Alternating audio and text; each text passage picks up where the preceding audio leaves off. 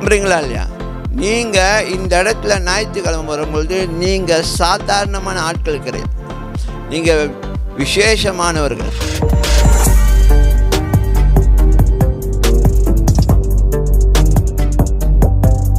இன்னைக்கு நம்ம என்ன செய்ய போகிறோம், அதை உணர போகிறோம். நம்ம எப்போதும் இந்த இடத்துல கூடி வரும்பொழுது எதை பேசுகிறோம், எதை நம்ம அறிக்கை செய்கிறோம், அதெல்லாம் நடக்கும்.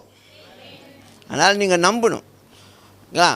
ஏன்னா இந்த இடம் என்னதுங்களா, நம்ம எல்லாம் கூடி வரும்பொழுது இது மாஸ் பவர், சின்ன பவர் இல்லைங்க, மாசான பவர். ஏன்னா அவர் நம்ம மத்தியில் உலாவி கொண்டிருக்கிறார்.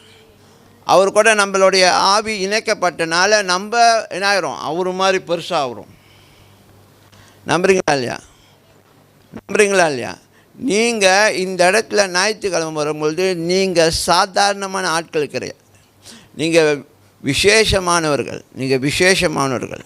ஆமென், ஆமென். என்னங்க ஐயோ, நீங்கள் ஞாயிற்றுக்கிழமை கூடி வரும்பொழுது நீங்கள் விசேஷமானவர்களுங்க. இங்கே நம்ம பெற்றுக்கொண்டு நம்ம வெளியில் போயிட்டு என்ன செய்ய போகிறோம், அதை வாழ போகிறோம், அதை நம்ம காண்பிக்க போகிறோம். ஹல்லேலூயா. அப்போ வெளியே நீங்கள் போகும்பொழுதும் நீங்கள் விசேஷமாக தான் இருப்பீங்க. ஹல்லேலூயா.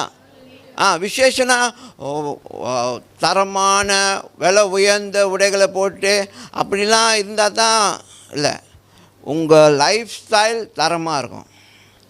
ஹலோ, நீங்கள் பேசுகிற வார்த்தை தரமாக இருக்கும். நீங்கள் ஒரு ஆள்கிட்ட சொல்கிற ஒரு வார்த்தை அவங்கள உயிர்ப்பிக்கும். அதுக்கு கோட் ஷூட்லாம் போட்டு போனால் தான் இல்லை.